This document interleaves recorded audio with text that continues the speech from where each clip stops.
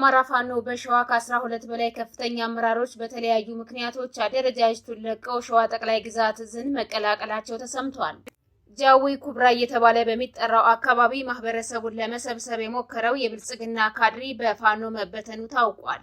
በትናንትናው ዕለት በወቅታዊ ጉዳዮች ላይ ማህበረሰቡን ለማወያየት በሚል ማህበረሰቡን ለመሰብሰብ ጥረት ያደረገው የብልጽግና ተከፋይ ካድሪ በፋኖ በተከፈተ የተኩስ ሩምታ ተበትኗል ሲሉ የመረጃ ምንጮቻችን ለሚዲያችን ተናግረዋል። አድማጭ ተመልካቾቻችን በዝርዝር እንመለከተዋለን። ጎጃም ባሶ ሊበን ወረዳ በኮርክ ከተማና አካባቢዋ በተደረገ ከባድ ውጊያ በአገዛዙ ወታደሮች ላይ ከፍተኛ ጉዳት ደርሷል። በተካሄደው ውጊያ የሚሊሻና የአድማ ብተና አባላትን ጨምሮ በርካታ የጠላት ወታደሮች ሙትና ቁስለኛ ተደርገዋል። ደቡብ ጎንደር ደብረ ታቦር ከተማ ዙሪያ በተለያዩ አካባቢዎች በተደረገ ውጊያ በፋኖ ላይ ጥቃት ለመሰንዘር የሞከረው የብልጽግና ሰራዊት ሙትና ቁስለኛ ሆኗል። በተለያዩ አቅጣጫዎች በተመሳሳይ ሰዓት በከባድ መሳሪያ የታገዘ ተኩስ በመክፈት ፋኖ ላይ ጥቃት ለማድረስ የሞከረው የጠላት ብልጽግና ሰራዊት በፋኖ የተናበበ ማጥቃት ሰራዊቱ ከፍተኛ ሽንፈት ገጥሞታል ተብሏል። አድማጭ ተመልካቾቻችን እነዚህን እና ሌሎች ተጨማሪ መረጃዎችን ይዘናል።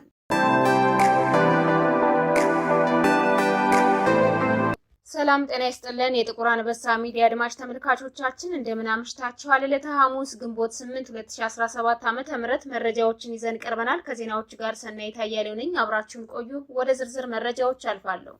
የአማራ ፋኖ በሸዋ ከ12 በላይ ከፍተኛ አመራሮች በተለያዩ ምክንያቶች አደረጃጀታቸውን ለቀው ሸዋ ጠቅላይ ግዛትን መቀላቀላቸው ተሰምቷል። በደሳለኝ ይመራ የነበረው የአማራ ፋኖ በሸዋ ካሉት 4 ክፍለ ጦሮች ናደውና ነጎድጓድ የተባሉ 2 ክፍለ ጦሮች ሙሉ ለሙሉ ተበትነው መፍረሳቸው የተገለጸ ሲሆን በርካቶች ከአደረጃጀታቸው በመውጣት ስርዓቱን መቀላቀላቸው ነው የተነገረው። ከነዚህም መካከል ከ12 በላይ የሚሆኑ የአደረጃጀቱ ከፍተኛ አመራሮች ይቅርታ ጠይቀው የአማራ ፋኖ ሸዋ ጠቅላይ ግዛት እዝን መቀላቀላቸውን የፋኖ ወታደራዊ ምንጮቻችን ገልጸዋል። በሌላ በኩል የአማራ ፋኖ ሸዋ ጠቅላይ ግዛት እዝ በተጉለትና ቡልጋ ወራጃ በአሶና ወረዳ ካሲማ ቀበሌ የሚገኙ አባት አርበኞችን አደራጅተዋል። ሸዋ ጠቅላይ ግዛት እዝ ከመደበኛ ፋኖች ጎን ለጎን አባት አርበኞችን እያደራጀ እንደሚገኝ ይታወቃል። የአማራ ፋኖ ሸዋ ጠቅላይ ግዛት እዝ በደብረ ብርሃን ዙሪያ በምትገኝ ካሲማ ቀበሌ በትናንትናው ዕለት ግንቦት 7 2017 ዓ.ም የአባት አርበኞችን አደራጅቶ ወደ ስራ አስገብተዋል። አባት አርበኞች አካባቢያቸውን ሰላምና ደህንነት በማስጠበቅ ለፋኖ ኃይል ደጀን በመሆን ለትግሉ ከፍተኛ አስተዋጽኦ እያደረጉ ይገኛሉ።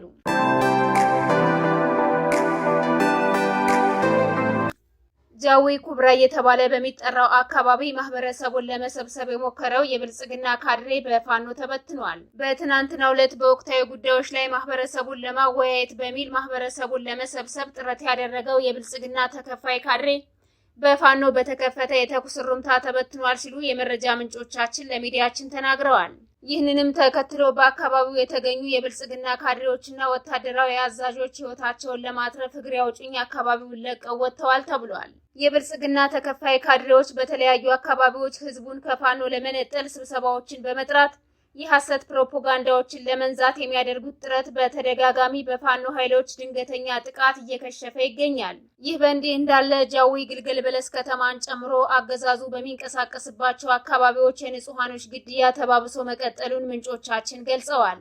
የብልጽግና ሰራዊት በንጹሃን መንደሮች በመንቀሳቀስ ከሚፈጽመው ዘረፋና እስር በተጨማሪ ንጹሃኖችን ሰውሮ መግደሉን አጠናክሮ ቀጥሎበታል። ይህ ባለበት ሁኔታ የሚገድለውን ማህበረሰብ ለመሰብሰብ ተደጋጋሚ ጥረት እያደረገ እንደሚገኝም ምንጮች ጠቁመዋል።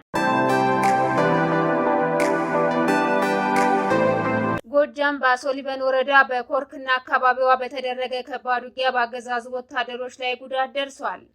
በተካሄደው ውጊያ የሚሊሻና የአድማ ብተና አባላትን ጨምሮ በርካታ የጠላት ወታደሮች ሙትና ቁስለኛ ተደርገዋል። በአካባቢው የሚንቀሳቀሱ የፋኖ ኃይሎች ኮርክ ከተማና አካባቢዋ በመግባት በከፈቱት ከባድ ውጊያ በብልጽግና ወታደሮች ላይ ከፍተኛ ሰብአዊና ወታደራዊ ኪሳራ የደረሰ ሲሆን የብልጽግና የወረዳ አመራሮች በፋኖ ተማርከዋል ተብሏል። በተጨማሪም በርካታ ቁጥር ያላቸው ያገዛዙ ወታደሮች ቆስለው ወደ ሆስፒታልና ጤና ጣቢያዎች መግባታቸው ተጠቁሟል። እንዲሁም ከ6 በላይ የነፍስ ወከፍ መሳሪያዎች ከነተተኳሻቸው ባናብስቶቹ ተማርከዋል ነው የተባለው። በተመሳሳይ አነደድ ወረዳ አንበር ከተማ በተፈጸመ ድንገተኛ ጥቃት 2 የሚሊሻ አባላትን ጨምሮ የጠላት ሰራዊት ሙትና ቁስለኛ ተደርገዋል። ጎጃም በተለያዩ ቀጠናዎች ከጠላት ሰራዊት ጋር እየተደረገ ያለው ተጋድሎ መቀጠሉ የተገለጸ ሲሆን የጠላት ሰራዊት ከፍተኛ ሽንፈት እያስተናገደ እንደሚገኝ ተነግሯል። የብልጽግና ሰራዊት በያዛቸው ቀጠናዎች ሁሉ ትንኮሳዎችን አጠናክሮ የቀጠለ ሲሆን የፋኖ ኃይል በሚያደርገው ያጠፋ መልስ በጠላት ኃይል ላይ ከፍተኛ ሰብአዊና ቁሳዊ ኪሳራዎች እየደረሱ ይገኛሉ። በደቡብ ጎንደር ደብረ ታቦር ዙሪያ በተለያዩ አካባቢዎች በተደረገ ውጊያ በፋኖ ላይ ጥቃት ለመሰንዘር የሞከረው የብልጽግና ሰራዊት ሞተና ቁስለኛ ሆኗል። በተለያዩ አቅጣጫዎች በተመሳሳይ ሰዓት በከባድ መሳሪያ የታገዘ ተኩስ በመክፈት በፋኖ ላይ ጥቃት ለማድረስ የሞከረው የጠላት ብልጽግና ሰራዊት በፋኖ የተናበበ ማጥቃት ሰራዊቱ ከፍተኛ ኪሳራ ገጥሞታል ተብሏል። ፋኖ ጠላት ጥቃት በከፈተባቸው በሁሉም አቅጣጫዎች ያጠፋ መልስ በማድረግ ያገዛዙን ወታደሮች ሙትና ቁስለኛ በማድረግ የጠላትን መገልገያ የጦር መሳሪያዎች መማረክ ችሏል። በተመሳሳይ በምዕራብ ጎንደር ቀጠናዎች የገባው በርካታ ቁጥር ያለው የብልጽግና የገዳይ ስብስብ በፋኖ በሚደረግበት ተከታታይ የማጥቃት ዘመቻ ኪሳራዎችን እያስተናገደ የሚገኝ ቢሆንም ጥቃት መሰንዘሩን አላቆመም ነው የተባለው። በከባድ መሳሪያዎች ታጅቦ ሰፊ ቀጠናዎችን የወረረው የብልጽግና ሰራዊት በተለይም በፋኖ የተያዙ ቀጠናዎችን አስመልሳለሁ በሚል ተደጋጋሚ ጥቃቶችን እየሰነዘረ የሚገኝ ቢሆንም የፋኖ ተጋድሎዎች ተጠናክረው ቀጥለዋል።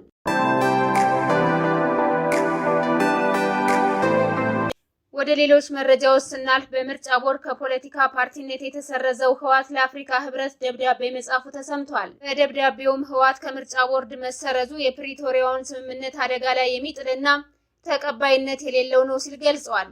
ስምምነቱ ተጥሷል፣ በአስቸኳይ የፖለቲካ ፓናል ውይይት እንዲጀመርና የከፍተኛ የአፍሪካ ህብረት ባለስልጣናት ከኢትዮጵያ መንግስት ጋር የፖለቲካ ውይይት እንዲጀምሩም በደብዳቤው አትቷል። ትግራይ ውስጥ በሁለት ቡድኖች መካከል እየተካሄደ ባለው የስልጣን ሽኩቻ ውጥረቶች ከዕለት ወደ ዕለት ተባብሰው መቀጠላቸው ይታወቃል። የተወደዳችሁና የተከበራችሁ አድማጭ ተመልካቾቻችን ለዛሬ ያዝንላችሁ መረጃዎች እነዚህን ይመስሉ ነበር። የዩቲዩብ ቻናላችንን ላይክ፣ ሼር፣ ሰብስክራይብ እንድታደርጉ በአክብሮት እንጠይቃለን።